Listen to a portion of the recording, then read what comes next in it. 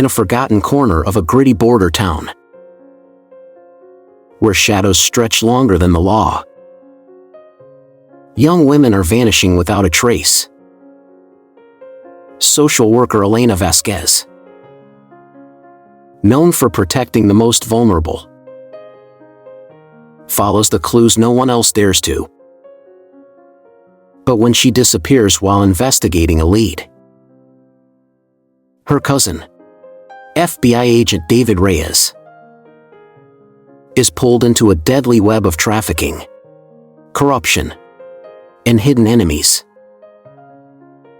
As time runs out, David faces a network that operates in the dark, protected by those in power. How far will he go to save her? Drop a comment and share where you're joining us from. If stories like this resonate with you, hit subscribe so you don't miss our next inspiring journey coming tomorrow. The sun dipped below the horizon, casting long shadows across the streets of the border town. Time seemed to slow in this place where decay met affluence. Dilapidated homes and abandoned factories marked the outskirts, contrasting sharply with the sleek offices and luxury homes controlled by those in power. Crime thrived in the void left by neglect, hidden behind locked doors and corrupt smiles. Elena Vasquez parked her old sedan outside a rundown apartment building in one of the poorer neighborhoods. She stepped out, her worn shoes crunching the gravel beneath her feet. Dressed simply in a blouse and slacks, she adjusted her messenger bag and climbed the cracked steps to the second floor. The door creaked open before she could knock. "Thank you for coming," whispered Maria Alvarez, her client. The woman looked exhausted, her eyes sunken from lack of sleep. She clutched the edge of the door as if expecting someone to force it open. Inside, the air was heavy with the smell of mildew.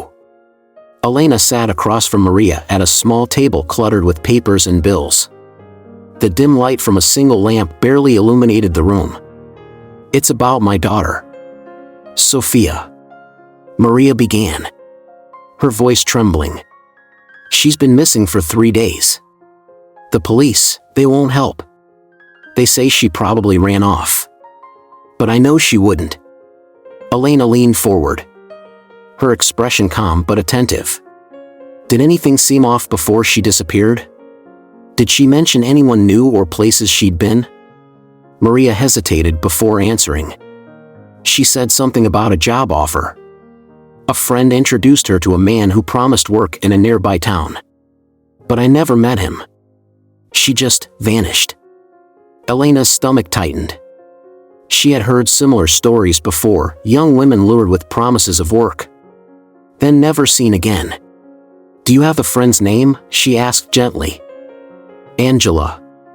I've tried calling her, but she isn't answering." Maria's voice broke, and she covered her face with trembling hands. Elena placed a reassuring hand on Maria's shoulder. "We'll find her. I'll talk to some people I know. Don't lose hope." They spoke a little longer, discussing the few leads Maria had. As Elena rose to leave, she promised to keep Maria updated. "Stay safe," she warned, sensing the woman's growing fear. The streets were quieter than usual as Elena stepped outside. The fading light gave way to deepening shadows, and the streetlights flickered unreliably. She walked to her car, her thoughts racing. Over the past few months, she had noticed a troubling pattern of disappearances. They all shared similarities: young women, minimal police follow-up, and vague accounts of job offers or strangers passing through town. Determined to dig deeper, Elena made a mental note to reach out to some local contacts who worked in shelters and advocacy groups. There had to be more to this than coincidence. As she unlocked her car door, she noticed a dark sedan parked across the street. Its windows were tinted, and the engine idled quietly. She paused for a moment, sensing the weight of unseen eyes watching her. The hair on the back of her neck stood on end. Elena quickly got into her car and locked the doors. She tried to appear calm, starting the engine and pulling out of the parking space. In her rearview mirror, the sedan remained still, its headlights off. It didn't follow her, but the tension lingered like a heavy cloud. She took a deep breath as she drove away, her fingers tightening on the steering wheel. It wasn't the first time she had felt watched. Working in this town meant walking a thin line between helping others and becoming a target. She knew she was getting too close to something dangerous, but the lives at stake wouldn't let her turn back. The dark streets stretched out before her as Elena resolved to uncover the truth, no matter the risk.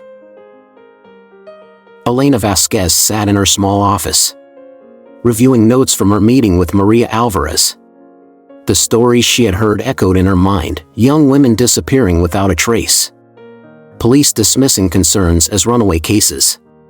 The pattern was too strong to ignore. As she prepared to leave for the evening, her phone buzzed. The caller ID was blocked. She hesitated, then answered. "Hello?" A distorted voice spoke, low and urgent. "You want answers about the missing girls? Go to the old Riverbend warehouse. You'll find what you're looking for." "Who is this?" Elena demanded. But the line went dead. Her instincts told her this was dangerous, but she couldn't shake the possibility that the lead was real. Grabbing her bag, she headed out, determined to investigate. Within 30 minutes, she reached the outskirts of town, where abandoned industrial buildings loomed like silent sentinels. The Riverbend warehouse was one of many relics from a long-forgotten era of prosperity. Elena parked her car near a chain-link fence and made her way inside. The air was thick with dust and the faint scent of rusted metal. Her footsteps echoed as she entered the vast, dimly lit space. Broken windows let in slivers of moonlight, casting eerie shadows across the concrete floor. As she moved deeper into the building, she spotted a pile of discarded items near a corner: purses, shoes, and pieces of clothing. Some looked old and weathered, while others appeared more recent. Her heart sank as she crouched to examine them. Among the items was a torn photograph of a young woman, her smile frozen in time. They were here, Elena thought grimly. This place wasn't just abandoned, it had been used to hold people, possibly trafficked victims. Suddenly, a noise broke the silence. She froze, straining to listen. Heavy footsteps echoed from the far side of the warehouse. Elena stood and began backing toward the exit, her pulse quickening. The shadows seemed to move, growing darker and closer. "Going somewhere?" a male voice called out, cold and mocking. Elena turned to see two men stepping into the moonlight. One was tall with a muscular build, the other lean but equally menacing. Both wore dark clothes and carried an air of predatory confidence. "I don't want any trouble," Elena said, trying to keep her voice steady. "I'm leaving." The taller man chuckled. "You shouldn't have come here. Now you're not going anywhere." Elena's fight-or-flight instincts kicked in. She spun around and ran, her footsteps pounding against the concrete. The men gave chase, their boots striking the ground in a relentless rhythm. She darted between stacks of rusting machinery, searching for a way out. She reached a side entrance, but before she could open the door, a hand grabbed her shoulder and yanked her back. Elena struggled, kicking and clawing at her attacker.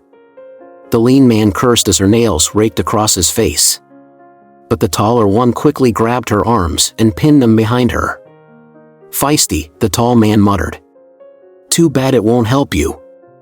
"Let me go," Elena screamed, twisting in their grip. The lean man slapped a piece of duct tape over her mouth, silencing her. "We warned you," he sneered. Together, they dragged her toward a waiting van outside. Her muffled cries echoed in the empty warehouse as the moonlight faded behind her. Meanwhile, David Reyes sat in his Washington, D.C. apartment, scrolling through case reports. His phone buzzed, the screen displaying an unknown number. He answered cautiously. "Agent Reyes," a distorted voice said. "We have your cousin, Elena Vasquez. She's with us now. Stay out of it, or you'll regret it." David's grip on the phone tightened. "Who the hell is this? What have you done to her?" The line went dead. David stood, his mind racing. He hadn't spoken to Elena in months, but he knew she wouldn't vanish without a reason. His instincts, honed by years of military service and FBI work, screamed that time was running out. He grabbed his keys, already planning his next steps. They messed with the wrong person. David Reyes arrived in the border town just as the sun began to rise, casting a harsh, reddish glow over the streets. He had seen many places like this, once thriving towns reduced to decay and disorder. He parked near the police station, his jaw tightening as he noticed the rundown condition of the building and the lackadaisical attitude of the officers loitering outside. He entered the station, his badge clipped to his belt. Inside, the station buzzed with low-level activity, though no one seemed particularly alert or concerned. David approached the desk sergeant, who looked up with tired eyes. "Agent Reyes, FBI." David introduced himself, flashing his credentials. "I'm here about Elena Vasquez. I understand she's been reported missing." The sergeant's expression didn't change. "Yeah, we got that report. But to be honest, Agent, it's not unusual. People disappear all the time around here. Usually, they turn up later." David's patience wore thin. "Elena is my cousin. She didn't just turn up missing. She was investigating a series of disappearances related to human trafficking. I need access to any information you have on her case and those other incidents." The sergeant hesitated, then sighed. "Talk to Detective Morales. He's handling the missing persons cases. But don't expect much. We've been stretched thin." David took the information and left without another word. He knew the routine. Small towns like this often had local law enforcement either overwhelmed or complicit in criminal networks. He had to tread carefully. Later that morning, David met with Elena's coworkers at the community center. Her supervisor, an elderly woman named Gloria Diaz, shook her head in dismay. "Elena's been on edge these past few weeks," Gloria said. "She was working on multiple cases involving young women disappearing. She said the police weren't doing enough. It's like they didn't care." David took notes, asking about any leads or contacts Elena had mentioned. Gloria provided the names of a few families Elena had been helping, including Maria Alvarez. David made arrangements to visit them. From there, he drove to Elena's apartment, where he met with her parents. Their grief was palpable, though they tried to remain composed. They shared Elena's files and notebooks, which contained detailed notes on the trafficking patterns she had been tracking. One entry stood out, a reference to the Riverbend warehouse. David arrived at the warehouse site that afternoon.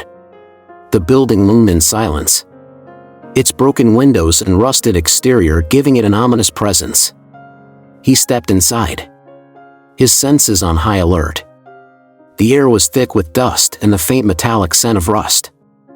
Using his flashlight, David scanned the interior. His beam landed on a pile of personal items near a corner: purses, shoes, and scattered papers. He crouched, examining them closely.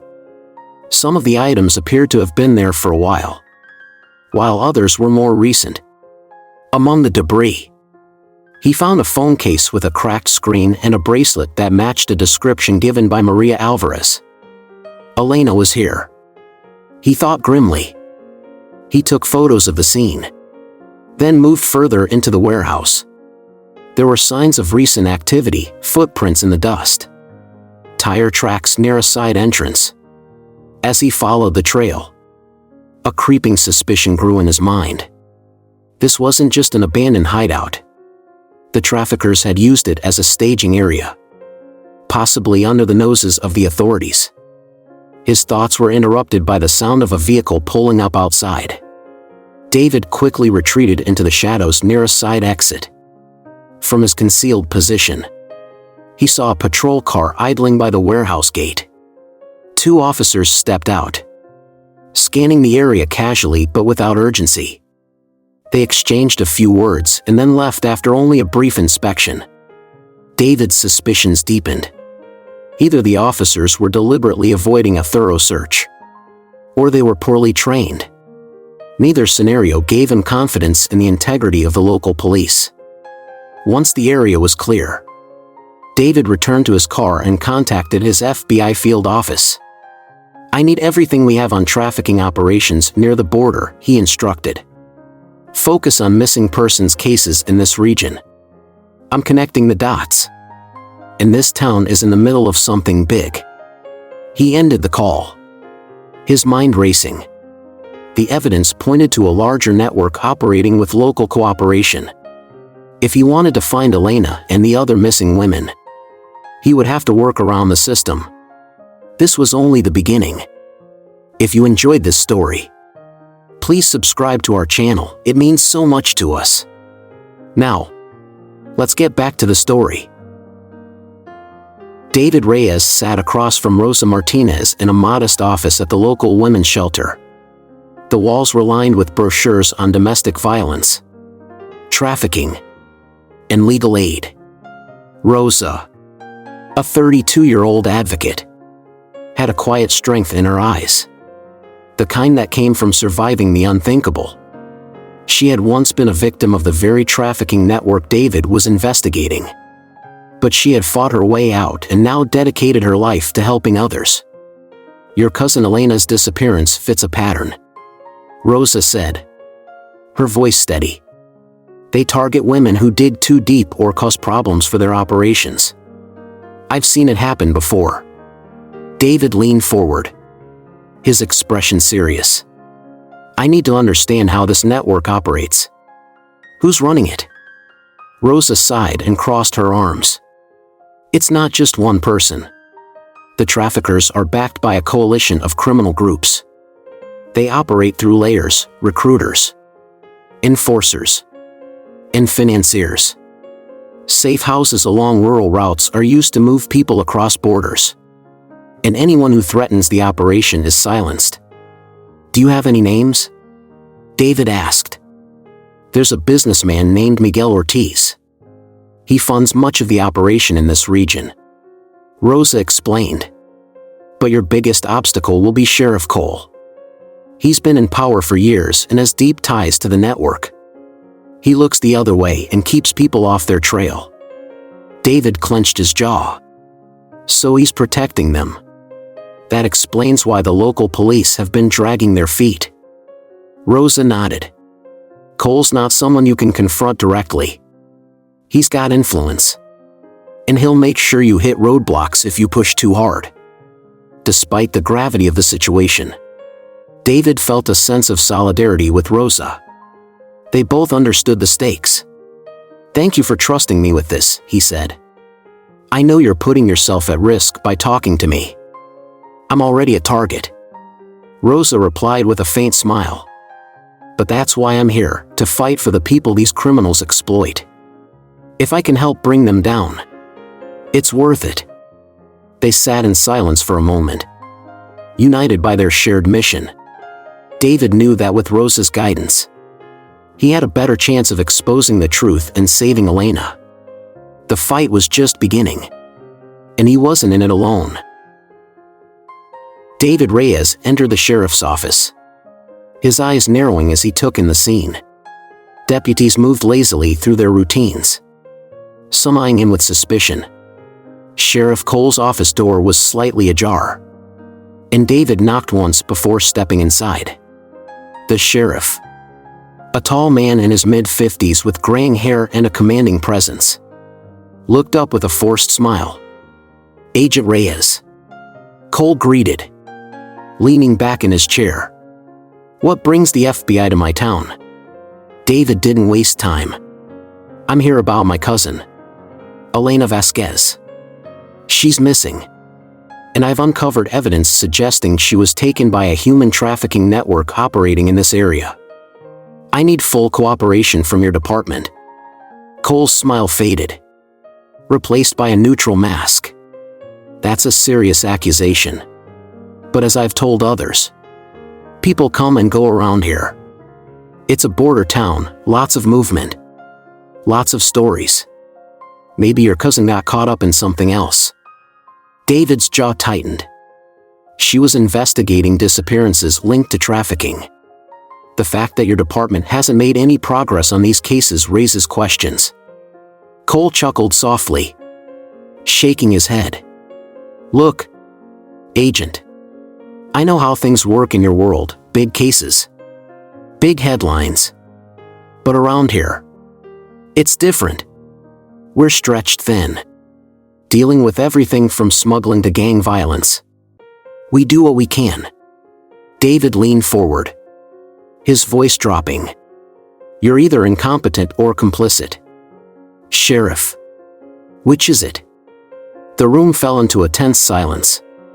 Cole's expression hardened, his tone turning icy.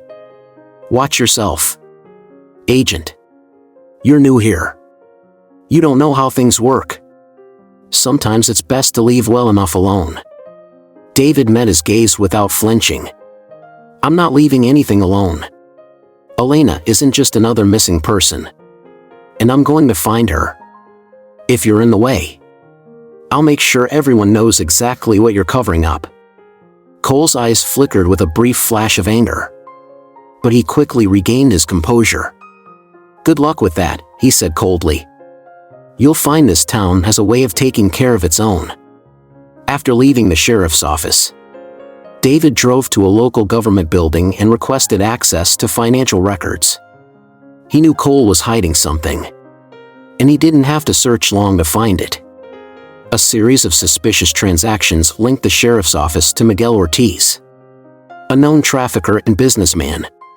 Payments disguised as community security contracts pointed to a relationship between Cole and Ortiz.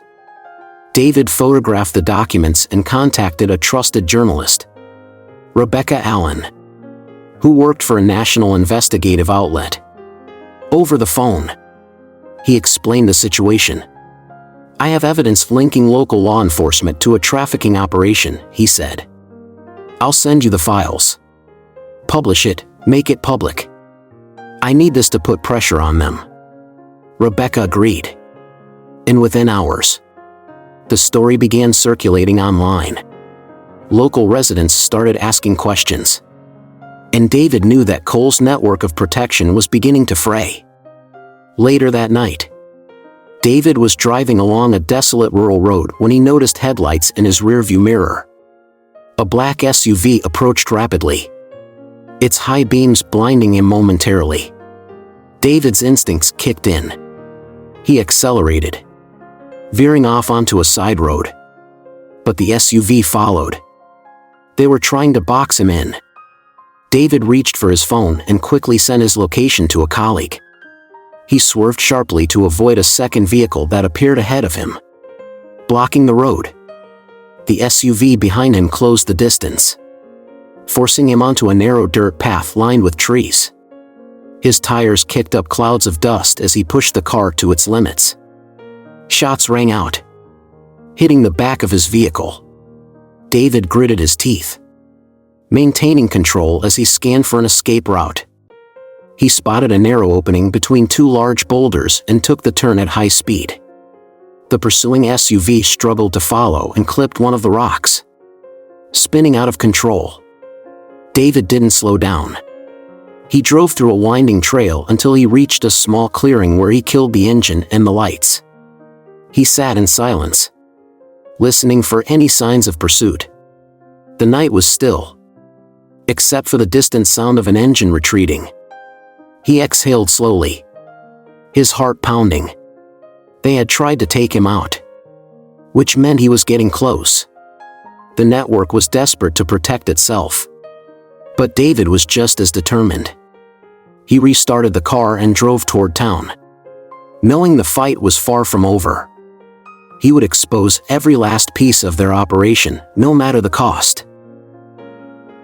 Elena Vasquez sat on the cold concrete floor of a dimly lit room, her wrists sore from the restraints that had been removed hours earlier. The facility was remote and eerily silent, with only the occasional echo of footsteps or muffled conversations breaking the stillness. Despite the fear pressing down on her, she refused to submit. Her captors had tried intimidation and threats, but Elena held her ground. The door creaked open, and a teenage girl was pushed inside. The girl stumbled slightly but quickly regained her balance, her wide eyes scanning the room. Elena stood and approached her cautiously. "Hey," Elena said gently. "I'm Elena. What's your name?" "Anna," the girl whispered, her voice barely audible. She looked no older than 16, with bruises on her arms and a haunted look in her eyes. "You're not alone, Anna," Elena reassured her.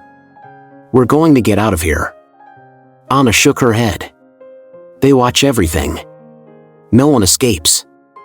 They haven't broken me yet," Elena said firmly. "And they won't break you either. We'll figure something out." Over the next few hours, the two women exchanged their stories. Anna had been lured with a fake job offer, much like the other victims Elena had learned about. They spoke in hushed tones, devising a plan to escape.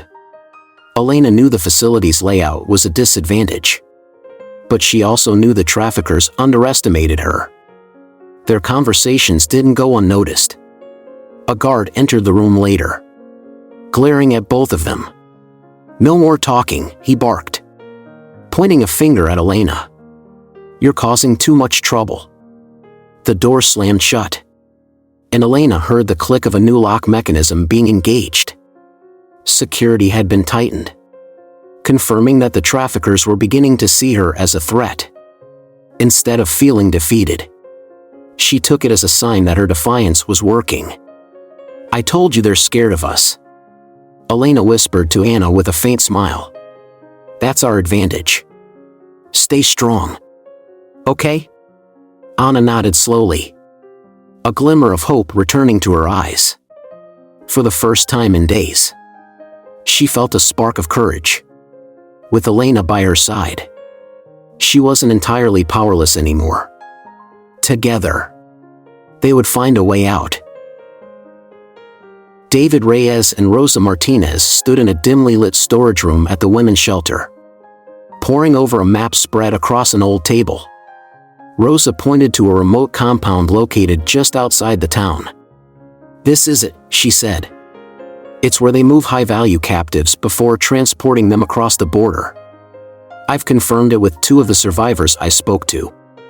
David nodded, his mind racing. "We've got the location, but we can't go in without a plan.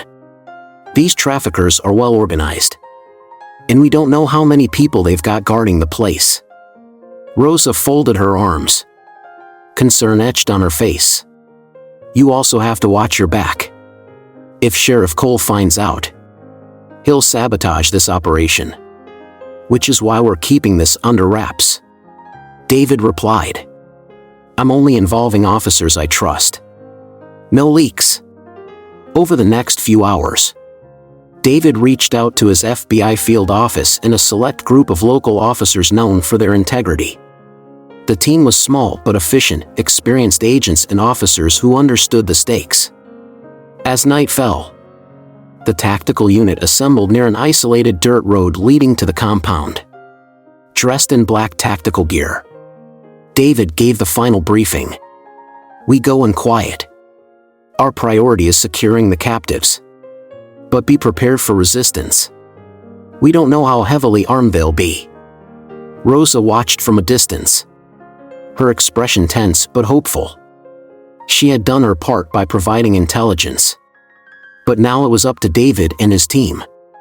The convoy of vehicles moved slowly under the cover of darkness. Headlights off. The facility loomed ahead. A series of low, concrete buildings surrounded by a tall chain-link fence. Guards patrolled the perimeter, their flashlights cutting through the night. David signaled for the team to split into groups. Using bolt cutters, one team silently breached the fence while another disabled a nearby security camera. The operation was tense, each step calculated to avoid detection. David's thoughts were with Elena. He couldn't shake the fear that something could go wrong, either a tip-off from a mole or a firefight that could endanger the captives. But he pushed the doubts aside, focusing on the task at hand. "Let's move," he whispered into his radio. The rescue mission had begun. There was no turning back now. The silence around the compound shattered as the tactical team breached the main entrance. A sharp explosion from a controlled charge blew the gate open, and the team moved swiftly, spreading out in formation. Flashlights attached to their rifles illuminated the darkened corridors of the facility, casting long, shifting shadows on the cold concrete walls. "Clear left," one agent whispered as they advanced. Shots rang out from within the compound as traffickers scrambled to defend their stronghold. The tactical team returned fire, methodically pushing forward. David Reyes led one of the groups, his heart pounding as he kept his weapon at the ready. His focus remained razor-sharp despite the chaos. "They're falling back to the east wing," someone shouted over the radio. "Hold positions and secure the captives," David ordered. "I'm going in to find Elena." The team split up, some continuing to exchange fire while others secured captives locked in nearby rooms. David pressed on through the gunfire, his mind racing. He had come too far to fail now. Meanwhile, in a dimly lit storage room at the back of the compound, Elena Vasquez and Ana listened to the commotion outside. Elena had already worked the lock on their door loose and peeked into the hallway. "This is our chance," she whispered. "We need to move, now." Ana hesitated, fear etched across her face. "What if we get caught?" "We won't," Elena said firmly. "Stick close to me." They slipped out quietly, navigating the shadowy corridors. The sounds of gunfire echoed through the building, making it difficult to tell where the guards were. They managed to avoid detection until they reached a stairwell leading toward an exit. Just as they were about to descend, a deep voice froze them in place. Well, trying to sneak away. Are we?" A tall man with a scar across his cheek stood at the base of the stairs, flanked by two armed guards. His presence radiated authority, one of the higher-ranking traffickers. Elena realized. The man's cold smile widened as he raised his weapon. "End of the line," he said. Elena pushed Ana behind her, standing her ground despite the fear surging through her veins. "You won't get away with this. The people you've hurt will see you go down." The man chuckled. "Brave words. But you're not in any position to make threats." Suddenly, a burst of gunfire erupted from behind him. David and his team stormed into the corridor, their weapons trained on the traffickers. In the confusion, Elena lunged forward, knocking the high-ranking trafficker off balance. The guards were quickly subdued by the tactical team. "David!" Elena gasped as he approached. "Are you hurt?" he asked, lowering his weapon and scanning her for injuries. "I'm fine," she assured him, though her voice trembled slightly. "But we need to get everyone out of here." David nodded, placing a reassuring hand on her shoulder. "We've got this. Stay with Ana and follow the team." The traffickers who hadn't already fled were rounded up and disarmed. Agents secured the compound, rescuing more captives from locked rooms. The facility was in disarray. with handcuffed traffickers lined up against the walls as agents documented the scene. David radioed in, confirming the success of the operation. Main facility secure. Suspects detained. All captives accounted for. Relief washed over him as he looked around. The network had suffered a devastating blow tonight. But he knew the fight wasn't over. This was just one part of a much larger operation. Still, tonight was a victory. Outside, Elena and Anna stood near a transport vehicle, surrounded by medical personnel and agents. Elena's eyes met David's as he approached. "You came just in time," she said softly. "I promised I'd find you," he replied with a faint smile. "Now, let's get you both out of here." As the captives were led to safety, the compound fell silent once more. The traffickers were under arrest, and the nightmare they had created in this place was finally coming to an end. The compound was cleared, and the authorities quickly moved in to dismantle the trafficking network. Arrests were made, evidence was collected, and survivors were transported to safety. However, David Reyes and Rosa Martinez knew that this was just one piece of a much larger operation. Both remained cautious, aware that other branches of the network could retaliate or rebuild elsewhere. Standing outside the facility, Elena Vasquez spoke quietly with Rosa. "This can't end here. I'm going to keep fighting for these people," she said, determination shining in her eyes. Rosa nodded. "You'll have allies. We'll keep pushing back." David observed the exchange from a distance, reflecting on the events that had brought him here. The mission had forced him to confront not only the corruption in the system but also his own responsibilities toward family and justice. Later that night, as David rested in his temporary quarters, his phone vibrated with a new message. The text read, "You've won nothing. We are everywhere." He stared at the screen, his jaw tightening. The fight wasn't over. This warning confirmed what he already suspected: there were larger forces still in play. The real war had only just begun. The story emphasizes the devastating consequences of inaction in the face of exploitation and the courage it takes to protect the vulnerable. David Reyes transforms from a detached FBI agent into a man deeply invested in fighting for justice, driven by his bond with Elena. Meanwhile, Elena Vasquez, once overwhelmed by the scope of her mission, emerges as a survivor with renewed strength and purpose, determined to continue advocating for others.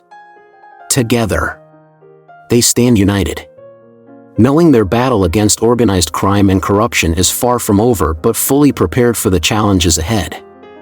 The traffickers are behind bars, but a warning haunts David: we are everywhere. How deep does this network go? Will David and Elena face more threats? Share your thoughts and predictions in the comments below. Thanks for watching, and we'll see you in the next video.